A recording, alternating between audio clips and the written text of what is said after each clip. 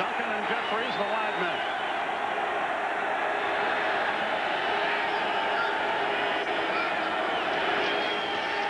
Pinkett. First down. 12-yard gain, 32-yard line. Well, the halftime stats, I think it was a great defensive game. The time of possession, again, tells you a little bit about Houston and how they are changing this run-and-shoot team from being not necessarily just a big play team, but able to control the clock as well. They did it last week against the Los Angeles Raiders, and they've done it this far in the first half against the Bengals. They mark the ball at the 31-yard line, a gain of 11. Moon brings them out. Again, Jeffries, Duncan wide.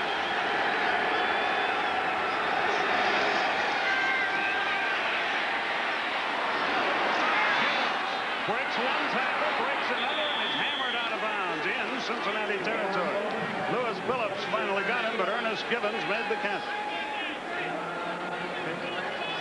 22 yards. Again, trying to get those little bodies in wide open spaces. That is exactly what the run and shoot is about. It's the first time you saw some separation between the defensive back and the wide receiver. But Bruce Matthews, the center, number 74 there, he got it started. He got Tim Crumry, and he blocked the nose tackle by himself. First and 10, 48-yard line. Drew Hill in motion.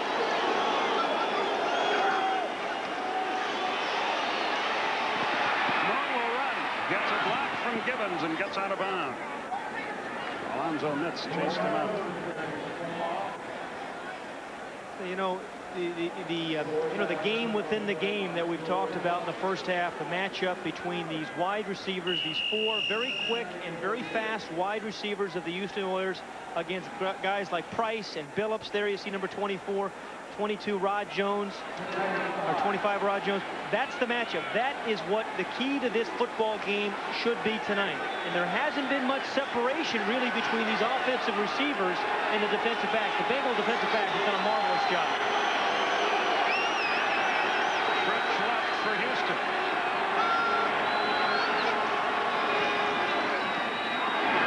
He's got a man. It's Duncan inside the 35 before he's roughly shoved out of bounds by Mitchell Price. A 9th-round draft choice, by the way, Price. One thing to watch this second half, Skip, is what David Fulcher was talking about. Hey, can they hang in there? Can guys like Price hang in there for the full game?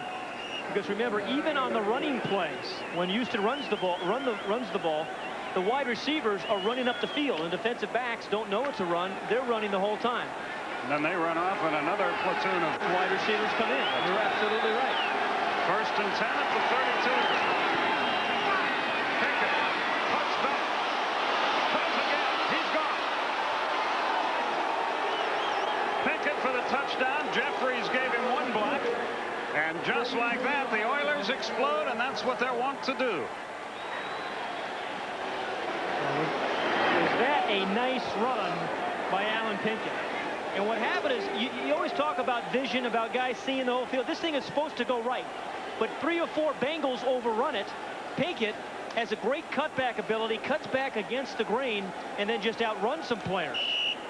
The blocks by those little receivers weren't great, but they were good enough to spring it. Just get in the way. If wide receivers block, 5-yard runs turn into touchdowns. Frank Mayaki will hold this time. And that's good. And just like that, it's 13-0 Oilers here in Cincinnati, and the crowd is very, very quiet. Ball, 3-yard line. He reaches the 25. Victor Jones just re-signed, made the stop. Remember we said one-on-one matchups? Well, David Fulcher right here, he's got Alan Pinkett, but the block by the center, Matthews, on David Fulcher really cleared the way for Pinkett to get in the end zone. Kind of overruns it, but Bruce Matthews is there to knock him out of the way. And Pinkett does a wonderful job of reading that block and scoring. Both Brooks and Ball in that backfield. Esiason will throw. He's in trouble. Sacked way back at the 13-yard line. Sean Jones was in on it. Ray Childress as well.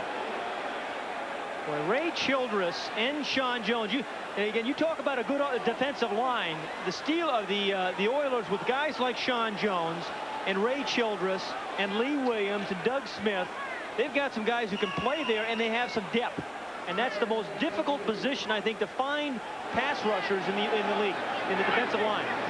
They've done a great job of it with some trades. Second and 22.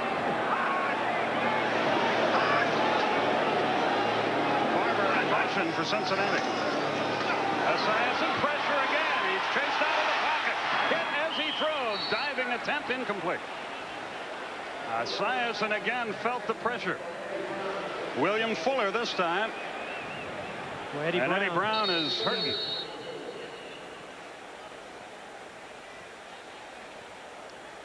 Again, as you see Eddie down there on the AstroTurf, much has been made this past week about AstroTurf. Skip, you and I have talked about it a couple years. How can guys play on the ground? Walked off on his own under his own power.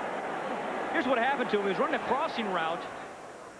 The ball was thrown low, and he jammed his right neck and right shoulder into the turf. And that's what they were working on there on the field so long.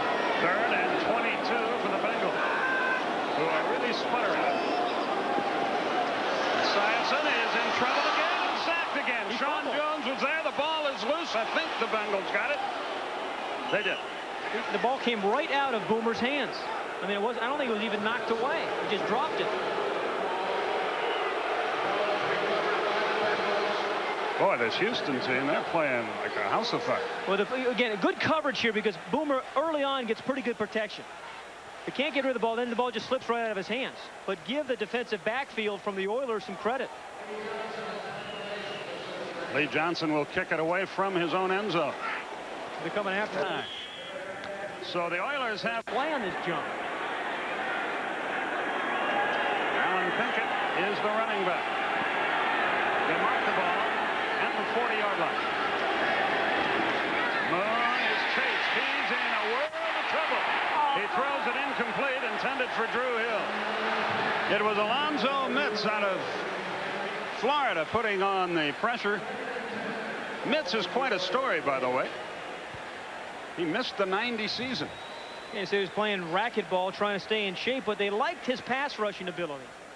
It's like what they saw. He was in the 49er camp and released 2 weeks ago, and they picked him up. And here's a guy, Mitz, number 99, who didn't play last year, gets cut by the 49ers, and now is starting 2 weeks after he gets cut. We're talking about different wide receivers. Now Tony Jones is in the game and split wide right. Drew Hill in motion, second and 10.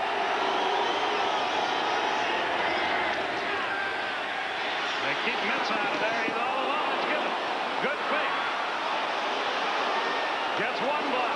Finally chased out of bounds inside the 35 by Ron Jones. Gibbons not only caught it, but he took off thereafter. 27 yards, first down. He is fun to watch. He's got that electric slide that he calls about when he scores. But watch the separation here. And then after he catches the ball, he separates even further from Lewis Billups. Kevin Gilbride, their offensive coordinator, challenged him a year ago and said, hey, we want you to do more with the ball after the catch. Well, he has responded to that challenge. Jeffries wide left, Tony Jones wide right. Now play is halted by Bob McElwee. Let's see what's what. You know, we talked about perhaps the Bengal defense getting tired, the defensive backs. Thus far in the third quarter, we've seen a lot more separation between wide receivers and defensive backs, which leads you to believe perhaps. From the 32.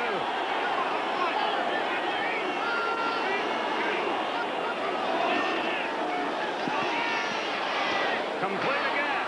He breaks the tackle. 15. 10-yard line. Drew Hill. Ball came loose, but they're going to say down by contact. And 10 just outside the 10-yard line. Pinkett. Maybe got the 9. No more than that. The stop is made by Tua Tagovailoa.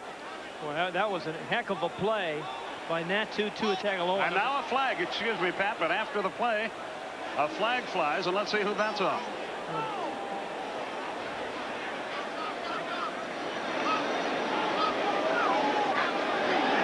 Fulcher is involved in the festivities, and Bruce Matthews, it looked like. Let's see if we can figure it out.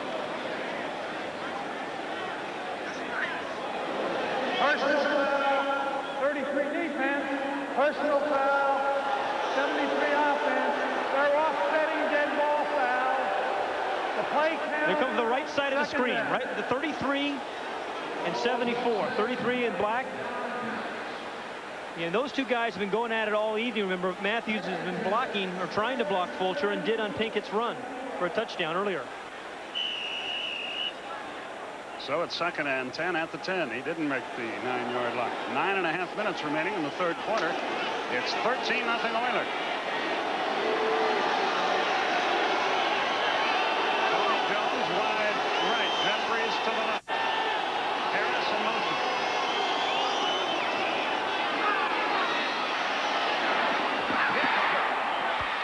Intended for the running back, Alan Pinkett. Eric Thomas was among those there on coverage. Well, Alan Pinkett, with 4 wide receivers, and as well as they're being covered, you ought to have a wide open Alan Pinkett. And indeed he was. Ball was a little bit out of his reach. It would have been a very difficult catch, but still wide open. Maybe you come right back to him on perhaps an option route, an inside route against Fulcher. Here's possession play, and they've been very good on those all night long, but they're in field goal range, of course. They start out with a formation, trips right. It's going to be intercepted. Making the play was Eric Thomas.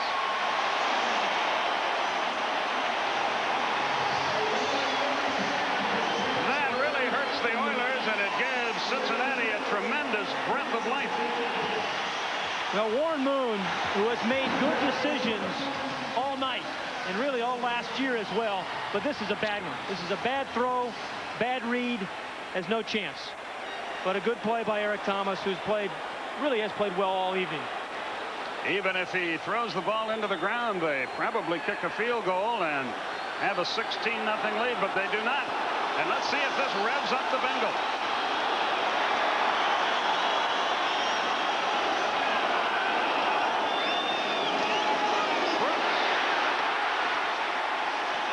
Pulls his way close to the 30-yard line. Marcus Robertson out of the secondary, another rookie on the stop. You're going back, look at Haywood Jeffries, number 84, who comes wide open. He just runs right past 2 defenders. Moon was looking right the whole way, but Haywood Jeffries was open for an easy score in the back of the end zone. 2nd and 2. Brooks, first down, 35. Lamar Lathan in on the stop. Al Smith as well. Boy, there's no pace in James Brooks' play, and they are doing exactly what they said they want to do, run the football. See, tonight 98 yards, last week 53. When they have run the ball well over the last 5 years, they have been very difficult to beat. Jim Riggs checks in the game as the 2nd tight end. From the 35. Play action. Got a man. Great diving catch by Tim McGee. Yeah, but if he throws that ball properly, that's a touchdown. And that's what Tim McGee's upset. If he gets this ball out in front of McGee, he catches it on the run. With McGee's speed, no one touches him. Well, that was a tough catch, wasn't it? It was a beautiful catch. McGee known more as a speed guy, but made a wonderful adjustment there. Eric Ball in the backfield with Brooks. It's Brooks. He's got it. To the 33. This is reminiscent of their drive to start the game. You know, these Cincinnati Bengals remind me a little bit of the Washington Redskins because they can give you power and they can give you finesse.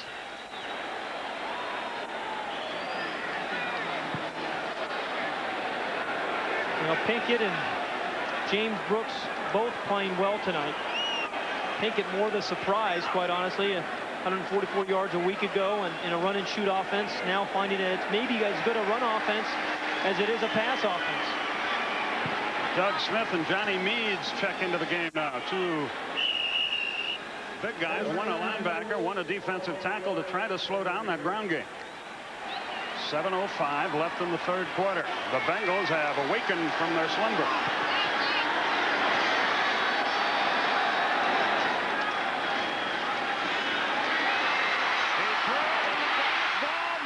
Hit at the 30, down he goes, and there's a late hit. That's going to really hurt the Bengals. Well, you know, a year ago this would have been in the grass. Yeah. But now it takes 2 men, right. or in the judgment of the officials, and this puts tremendous pressure on the official. In his judgment, the quarterback's in jeopardy, and it is the personal foul against Moyer that we thought it was. No, but you'll see Ken Moyer come from the right side of the screen, but you know, you like to see the guy running around hustling. I mean, yeah, it's a play, and I don't know if it's that blatant, quite honestly. I don't think it was worth unnecessary roughness, worth a penalty flag. But I love to see guys flying around trying to help their teammates. You never know when that second block is going to spring a guy. You know, interestingly tonight, the Bengals have only run 1 play-action pass, and that was the time McGee was wide open, and I mean wide open. Now, in first and a million, you're not going to run a play-action pass. First and 25 from the 43. Complete and out of bounds. Yeah. Lynn James caught it.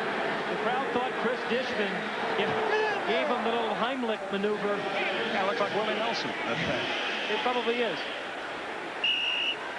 It was the end of the play. Second and 11 from the 34. Watch the push out of the bounds. That's what everybody thought, that should have been an unnecessary roughness call. I don't envy the officials tonight. 6:15 left. Brooks. Not so much this time, perhaps 2. And there's Al Smith again at the bottom of the pile. You know, it's no accident that James Brooks has had the kind of career that he has had, Skip. Here's a guy that just worked and worked and worked and made himself a great player. The day after the playoff loss to the Raiders this past offseason, they flew back, and he was in the next day on Tuesday after that loss working out. Third down, 9 yards to go.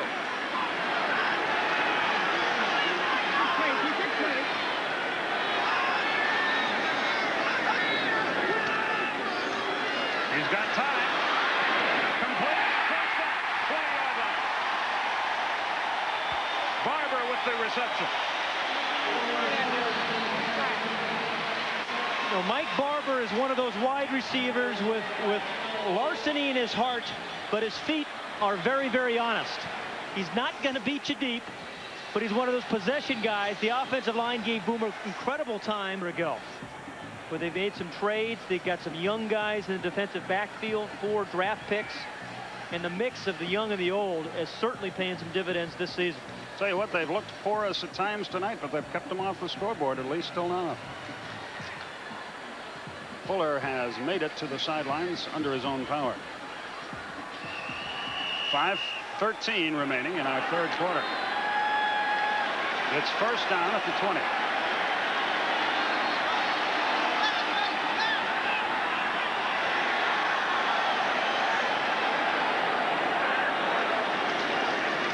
Brooks. Not much, perhaps 2 yards, no more than that. Lamar Lathan in on the stop. They run that slant play as well as anybody in the NFL. A lot of teams will just pitch the ball back to the tailback and let him pick a hole. They don't like to pitch the ball. They like to get him the ball in the slant. They think the defense will overrun it, and then he has a chance to square his shoulders and come right back into the hole. There's 3 or 4 white jerseys waiting for him. Brooks, 98 yards, 17 carries. Plenty of time on the timer. 15 seconds to go through.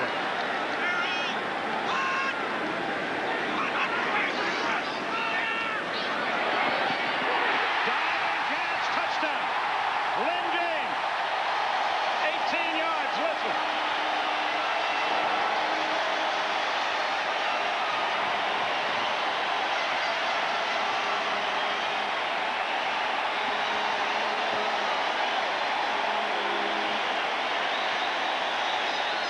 If you're going to win football games like this, interdivision games, guys who come in for injured players, as Lynn James came in for Eddie Brown, have to make plays. And that's exactly what Lynn James did there. He made the play. Jim Breach will try to make it 13-7. He does exactly that, and we got ourselves quite a finish brewing in Cincinnati. 4:13 left, third quarter. Bengals are on the board. They trail by 6. We'll be back right after this.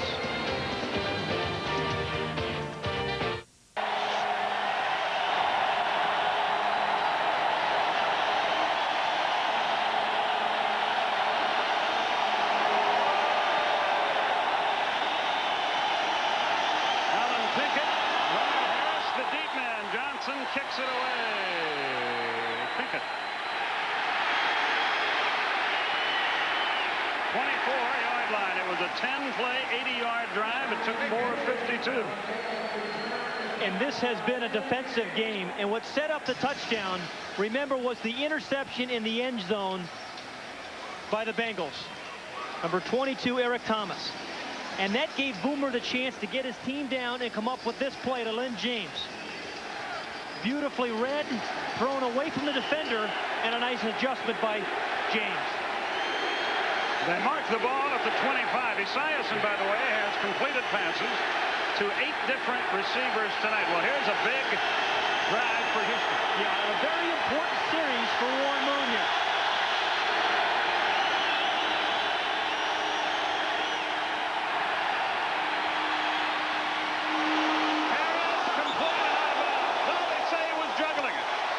Completion. That's an unbelievable throw by Warren Moon. I mean, that ball was absolutely perfectly thrown over one defender, away from a second. And I tell you, 4 or 5 plays maybe make a difference in a game. Perhaps the biggest series for the Houston Oilers tonight. And Leonard Harris drops the ball. A perfect throw. Houston will try to shake that up. Listen to this crowd as the Oilers try to execute.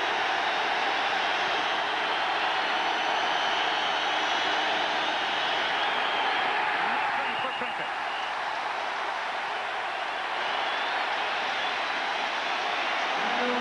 Mitz was there on the stop along with Grant.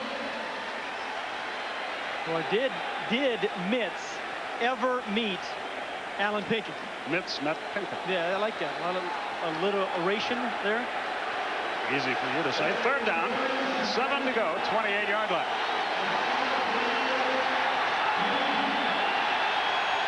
Tony Jones is wide left against Rod Jones.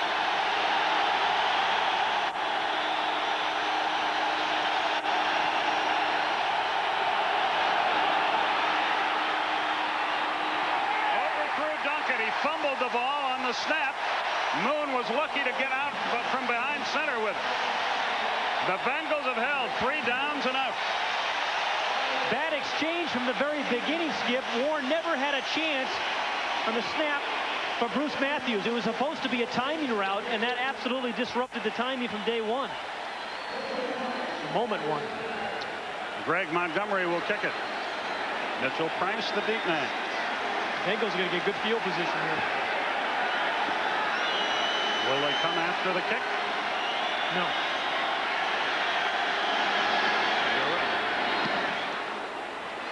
Pretty good kick. Price after 20. Man, that's a good punt. 53 yards, a 9-yard return. And we have a flag. Oh. Or is there?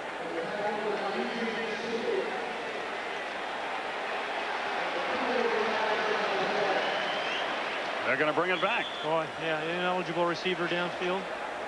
Illegal man downfield, number 54 on a punting team. 5-yard penalty. Still 4th down. Al Smith got over eager. Boy, that's a hurt. They have a 59-yard punt.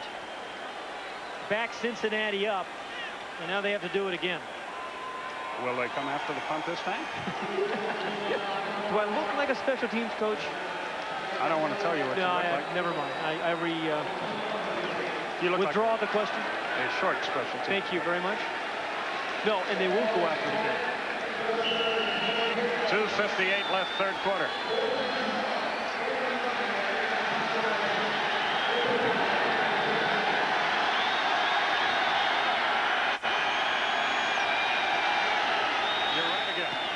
Low line drive, ugly kick. Price this time at the 36, 40, 45, 46-yard line. Loose football. Houston's got the ball.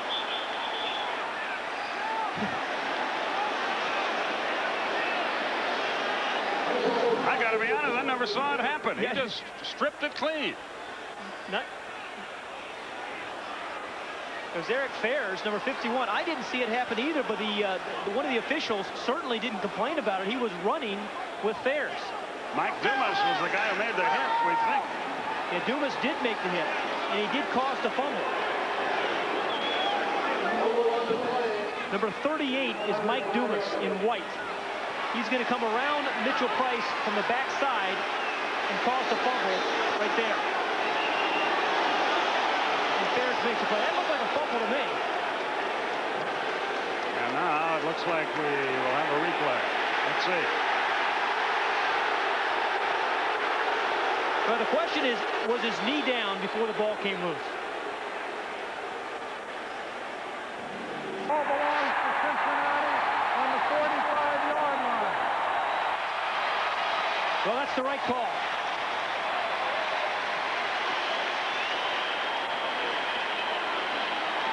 So the Bengals go to work again. Fate has smiled on him here lately. Ball and Brooks, the running back. In the last drive, the Bengals had a play-action fake that was wide open to McGee. Will they come back to that? They've only run it once tonight. Brooks, yardage across midfield. Al Smith and McDowell in on the stop.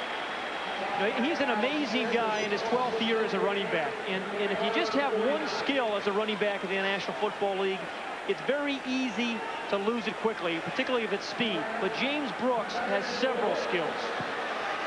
He also has rushed for 104 yards so far in this game, and we're still in the third quarter.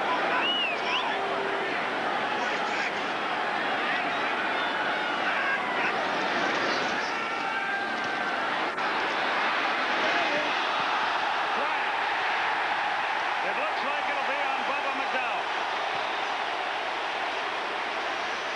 Against Holman. No, Bubba McDowell's clapping like it's against Holman. It might be against Holman. And Esiason storms at the official.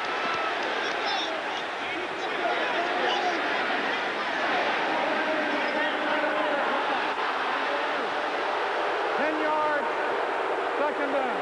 Homer doesn't agree. Well, you know, Bubba McDowell, kind of quietly tonight, has played very well. Had a very good first half. And there he comes up with the offensive pass interference play against himself. So it's second and 13. Rick James wide left. McGee to the right.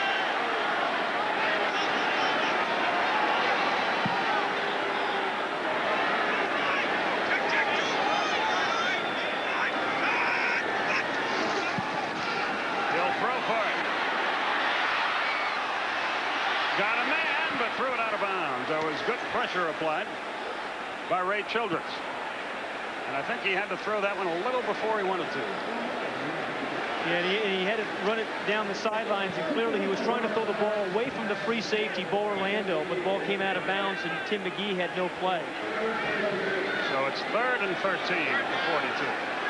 Again, the PB on the side of his helmet, he put in with those little magic markers before the game, honoring Paul Brown.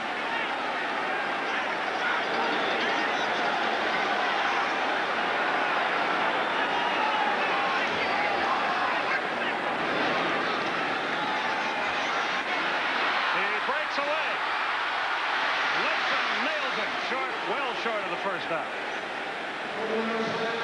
Orlando was there as well, but Lamar Lathan got there first. He's having a pretty good ball game. Yeah, we've got a great ball game, and you've had tremendous defense played by both teams. Again, good pass protection. Boomer has really a lot of time to throw this ball, but there's just nowhere to go with it. I mean, both these defensive backfields have just done a great job of covering guys downfield. Johnson will kick it away. Duncan stands at his 10. Here's a punt block look.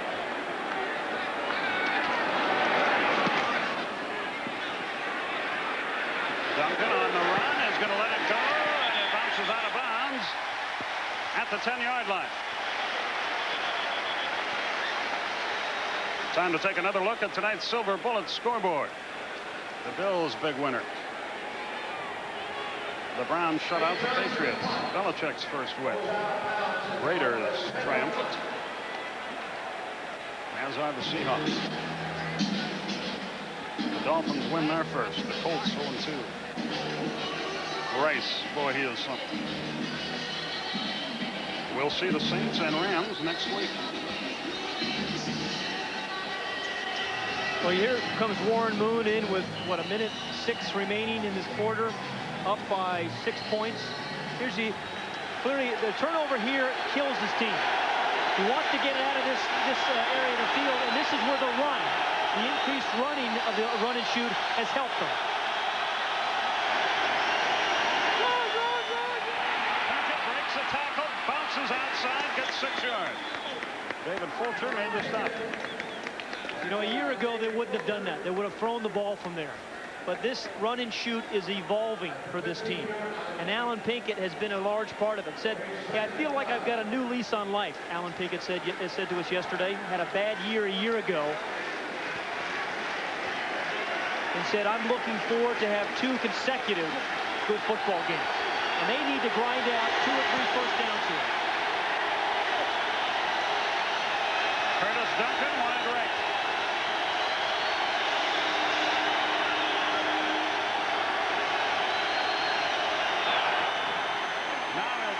If he can, down the middle, what a catch by Drew Hill.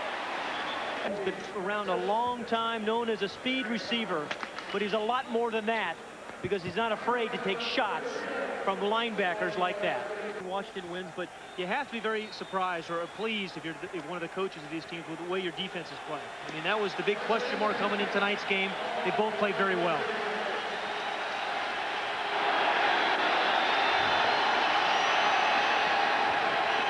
Is an unusual medium. First down for Houston. Moon for all of it. Got none of it.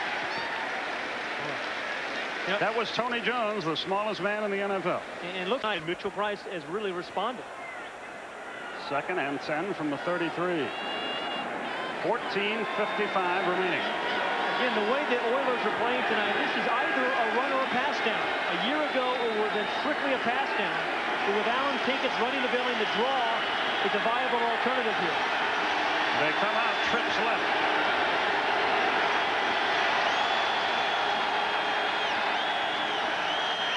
Flags fly. Moon throws. Has a man.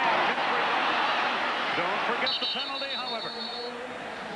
What a great route by Jeffries, though. Man, did he sell the deep route to the defensive back and then just stop? Let's check the penalty. Looks like it might be against Houston. It is. Boy, that'll kill you. Nonetheless, Haywood Jeffries, it was just a beautiful route. Now watch how he's going to sell Rod Jones that it's a deep route. Rod Jones thinking go. He's going to say, don't let him catch the deep one. Whoops. And he comes right back. That's just what you want to do. As soon as the defensive back turns his shoulders to run deep, you stop and make a play like that. 24-yard gain, however, turns into a 5-yard loss. It's 2nd and 15 for Houston. Nothing wrong with coming back with that pass. Maybe not this down, but the down after. Again, they come out, trips left.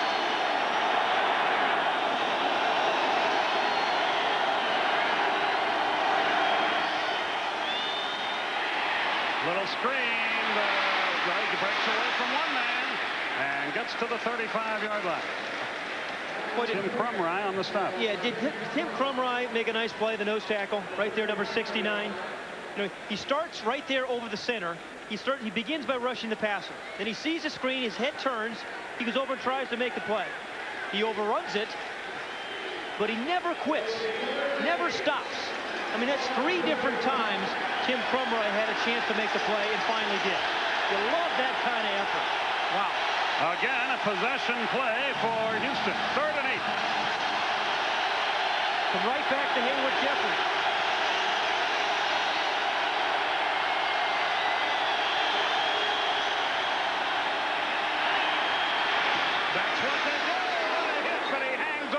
field. David Fletcher made the hit. Saw him run the out route before, but he's not afraid to go over the middle either. And then you take a blow like this, and you get right back up. But you get right back up. You don't hang around, and even if you are hurt, you want to jump right back up. Well, Fulcher just tattooed him, but he didn't hang around. He didn't come out of the game either. That shows you something about Haywood Jeffries. Again, they line up, trips left. Gibbons goes in motion right. Comes back to the left side. Taken at the net. Grant, the first one to get him. Mitz was there as well. Well, this has been a very, very impressive drive by the Oilers, quite honestly. They got the ball in the shadow of the end zone, of the goalposts. They put together a couple of first downs. They controlled the clock like they did last week against the Raiders. They kept Esiason on the bench. Kevin Gilbride, the offensive coordinator, has mixed this thing up beautifully. He's thrown some screen passes, some draws, some traps, and he's gotten the ball to the wide receivers. 2nd and 11. Again, they come out with 3 wide receivers to the left side.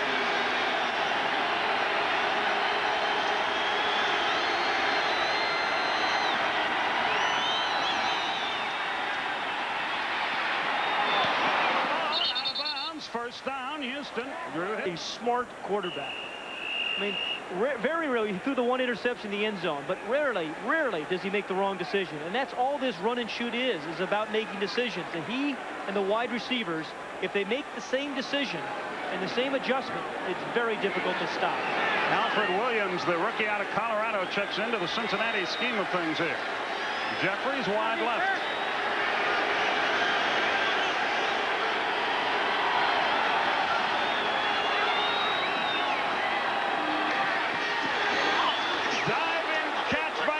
At the 23-yard line. Yeah, Price has a legitimate argument. I thought Duncan pushed off too, and that's what Price is saying. 15-yard pickup, no flag flies. Top of the screen. Mitchell Price believes Duncan pushes off, and he did. Just a little. Just a little. It's still enough to have the penalty call. That should have been offensive pass interference. So a break for Houston, and they continue to move the ball with 11 minutes left in regulation time. It's 13-7 Oilers.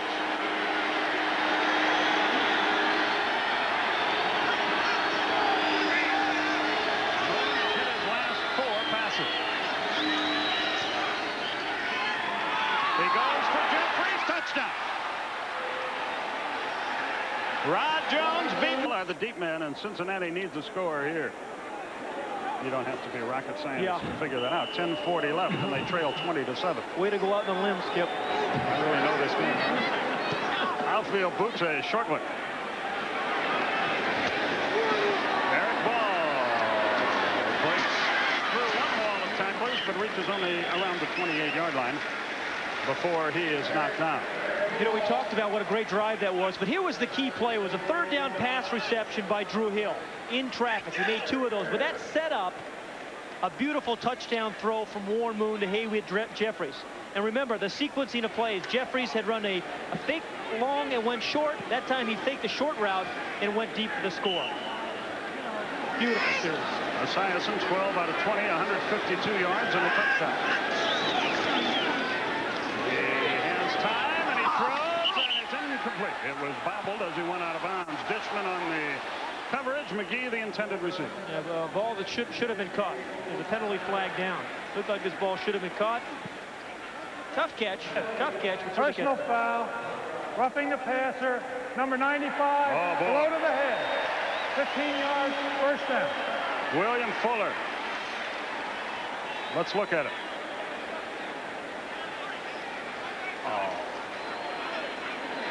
I don't know. Didn't look that bad to me, quite honestly. I mean, he hit him in the head with his hand, but that's... He really just hit him in the shoulder pad. Maybe thought he hit him in the head, but I didn't think that was a very good call. There's a break for Cincinnati. 1st and 10 at the 43. Brooks can't get there. Al Smith, Johnny on the spot again, made the good hit. Remember, the Bengals need 2 scores, and they have 10:14 left in the game, so they need to score and still allow themselves maybe 4 or 5 minutes to score again. They need 2 scores, and they both have to be touchdowns. The field goal really doesn't do them much good as the clock ticks. 10 minutes left.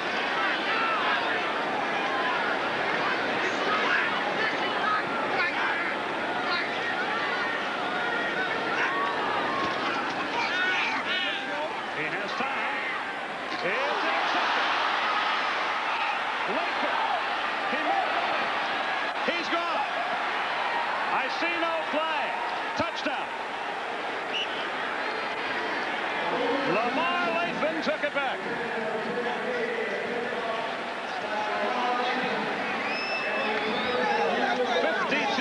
Touchdown, and that you ought to see the fans here. They are streaming out of this place. Well, we've called this Cincinnati Bengal team Dr. Jekyll and Mr. Hyde because you never exactly know what you're going to get. It was just a nice play by Lathan, who goes the distance. Tim McGee went right through Tim McGee's hands to Lathan. A year ago, Lamar Lathan was the mouth that roared. #1 draft pick who didn't make a tackle until the 10th week of the season. But he's playing this year consistently. Ian Howfield will try the extra point. The Oilers just almost never win here, but they've taken a big leg up on winning here tonight. It's 27-7, and now 3 touchdowns are needed in 9 minutes and 39 seconds if the Bengals are going to come back and win this game. And a ball that should have been caught by McGee. We'll be back after this word from 39 left. That one's into the end zone, and Ball will down it there. And the Oilers, or rather the Bengals, will go to work at the 20-yard line. Here's what left part of the screen. Number 57 gets the tip ball. Really should have been caught by McGee. You know, last week Boomer Esiason threw an interception when Denver had 12 men on the field on the defensive side of the ball. This time he gets an interception off a tip pass. And I think it's the most frustrating kind of interception for a quarterback. It's almost better when you throw it right to a defensive back. When it's tipped off one of your guys who should have caught the ball, it's even more disheartening. Ball and Brooks both in there now. Brooks in motion. Esiason, of course, has little choice but to throw. And he completes to Brooks, and he's knocked down shy of the first down, and the clock continues to run. Lamar Lathan in on the hit. He's had a this Oiler defense, 2 big turnovers. The one in the first drive, remember when Cincinnati went down and Holman fumbled it, and then the Lathan interception for the touchdown. 9:10 remaining.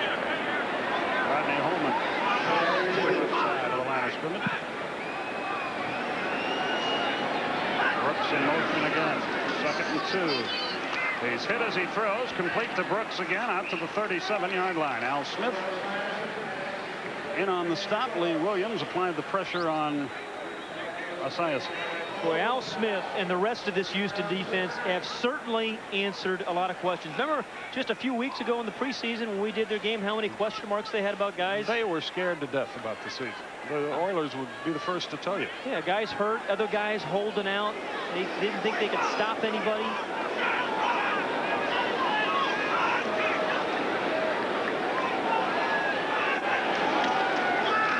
This isn't over yet, but it'll be a miracle comeback, and that he throws, got it away just in time. Now flags fly and maybe interference. Yeah, it was on Lathan. Yeah, Lathan got his arm on the back, pushed him.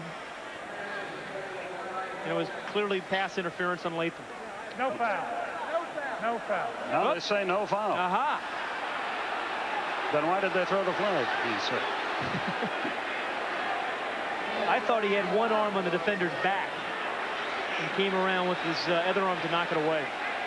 By the way, next week Cincinnati goes to Cleveland, and the Monday night game, Kansas City at Houston. That'll be that's going to be a good football game.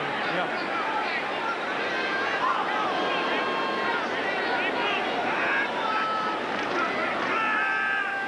Boomer gets it away. Holman complete, knocked down at the 39-yard line. Orlando made the hit, but a 23-yard advance. And another flag. Personal foul is called against Cincinnati. Apparently on Brian Blados. And he says he's been holding me all night. Or words to that effect. Well, you know, you look at offensive linemen in a situation like this. The last thing you want to have is you have your quarterback get creamed. You're down 27-7. Small likelihood that you have a chance of winning. Withstood. 15 yards from the end of the play. Those are some serious pads there he's wearing too. I don't think. So the completion stands, and now they send him back 15 yards from there. 8:06 remaining in the game. Well, the Bengals, you know, it looks like they go 0-2. No team has gone 0-2 and gotten to a Super Bowl, and Sam Weiss and Boomer Esiason, a bunch of the guys are saying this is a critical game for us. It's a divisional game. It's our home opener. We lose our first game. We look bad against Denver. It felt that it was a very, very important game. As important as a second game of a season can be. First and 25 is the situation. Harold Green is checked into the lineup. Eric Caddis, another tight end, is in there as well.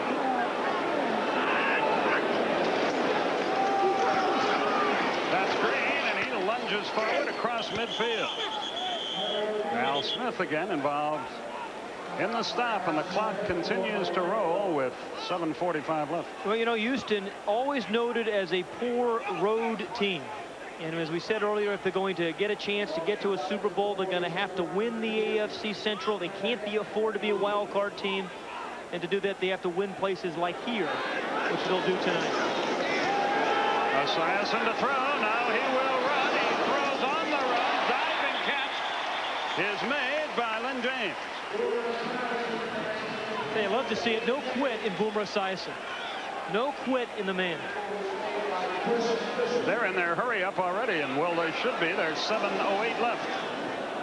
Esiason gets it away, complete to Green, and he is tripped up by a man who went sprawling to the deck and leaped to his feet in time to make the play, and that was Bubba McDowell. Actually made the play from flat on his stomach. Good play. Clock ticks with 6:50 remaining. Both teams have all their timeouts remaining. Boy, Cincinnati taking a lot of time getting this one on.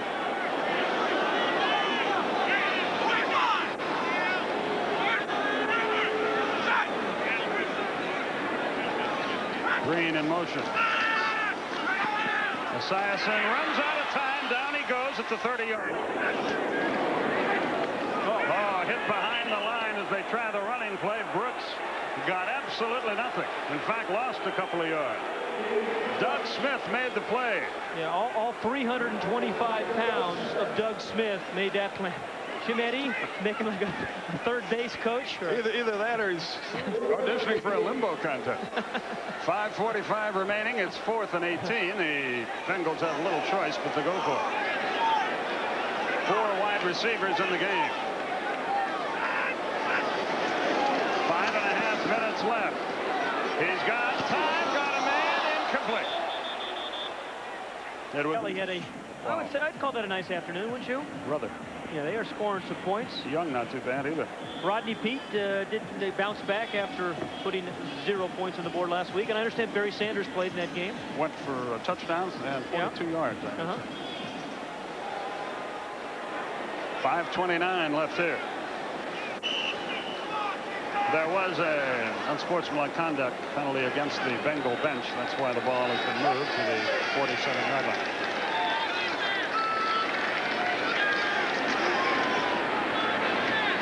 Pickett gets about 6 of them. This may be what prompted the flag. Well, this is after the flag, actually. He's got him picking it up. Got the ear of the head linesman. Well, he is clearly an emotional and a volatile coach, and some have suggested that perhaps his team reflects that. A lot of teams reflect their coaches, and when you look at the Bengals, they go up and they go down. They're the Dr. Jekyll, Mr. Hyde. You never know what you're going to get from week to week. When they're good, they're awfully good.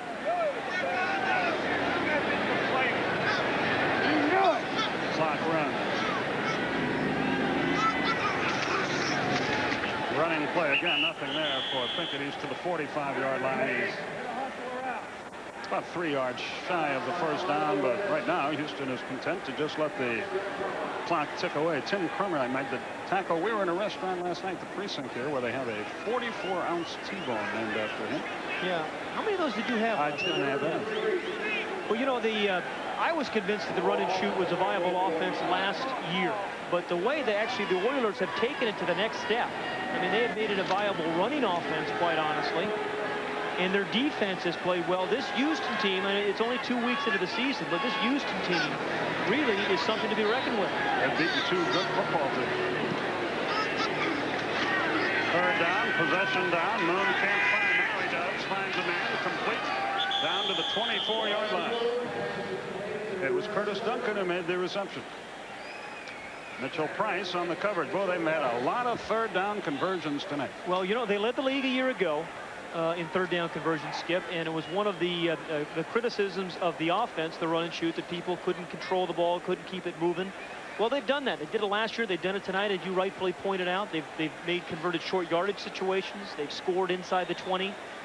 Last year, Warren Moon threw for over 500 yards in a bad weather game. So I think all the question marks you have about the formation, at least to me, have been answered. Don't forget the stadium show post game coming up after this one.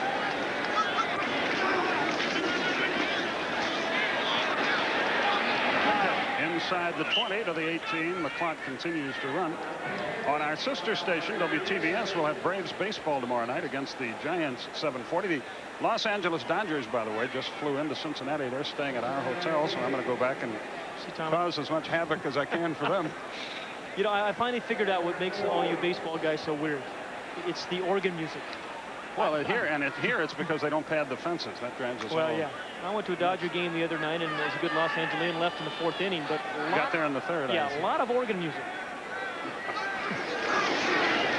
Think it again. Whoops. Not this time. He's down at the 20. Tim Krumrie made the stop.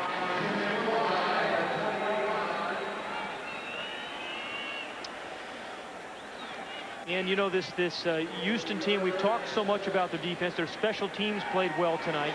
The defensive line, I think, played particularly well for Jack Pardee. He said yesterday that he wanted his defensive backfield to play more aggressively. They certainly did that tonight. Pickett, by the way, 21 carries, 101 yards. He's carried his share of the load. Timeout is called here. The 2-minute warning is upon us.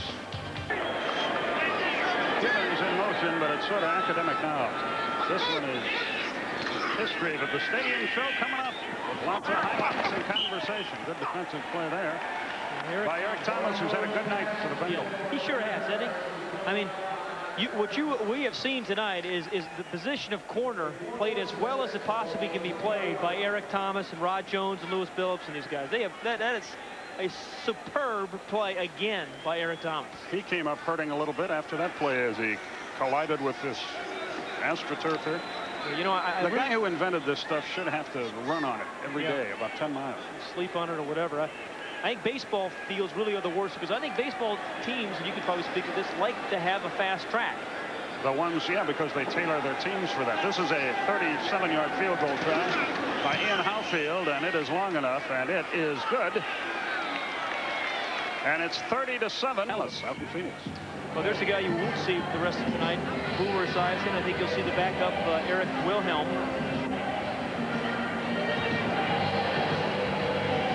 Howfield will kick it off. Just to tell you how much Boomer is a part of this game plan, how the game has changed. Sam Weiss was saying that they fax the game plan to Boomer on Tuesdays at home. It's a day off. Faxes him to Boomer. He makes his changes and faxes him back to Sam. Good kick. James at the goal line. Boy, their special teams have performed very well. Shy of the 25-yard line. So it is Eric Wilhelm who comes in. He's 6'3", a 217-pounder. This is 4th season. He's out of Oregon State. He, too, a lefty.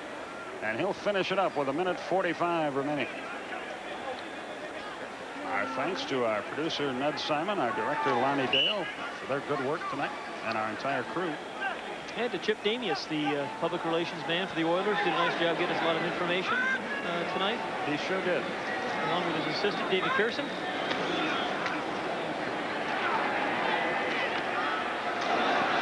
James made a great effort and came up with it. He's had a good night in a losing effort. Bubba McDowell on the stop. So Wilhelm is now 1 for 4 on the year. He was 0 for 3 last week. Well, because of what's happened to quarterbacks the first week of the season, you know, you feel like you have to give a chance to a guy like Eric Wilhelm if, God forbid, something happens to Boomer Esiason. It's clear that you need a good backup quarterback to win games for you in the NFL. Wilhelm throws, and he and Barber got their wires crossed. That's incomplete with 1:09 left. You look at Eric, we talked about it the pregame, one of the pregame shows, is the common characteristic, I think, of the three best teams in football, certainly last year, was the quality of their backup quarterbacks. And there's a couple of the team's leaders, Esiason on offense and Fulcher on defense, and I'm sure not only are they bitterly disappointed, but they're trying to figure out how they can rally their troops on both sides of the football. Boy, you start 0-2 and you're slated to be a good football team. That's a little rough. Yeah, well, you find out who your leaders are, and it's guys like Esiason and Fulcher and Munoz. Harold Green gets a couple of yards. That keeps the clock running, or maybe it doesn't. Let's see. Another good shot by Lathan, number 57 there. Who wasn't it, John Robinson, who last year was telling us when the Rams were suffering through the terrible year, he said, you know, you lose a few and it keeps snowballing, and pretty soon you've got guys, players and coaches saying, I confess it's your fault. A line that has stayed with me. Yeah, it's the truth.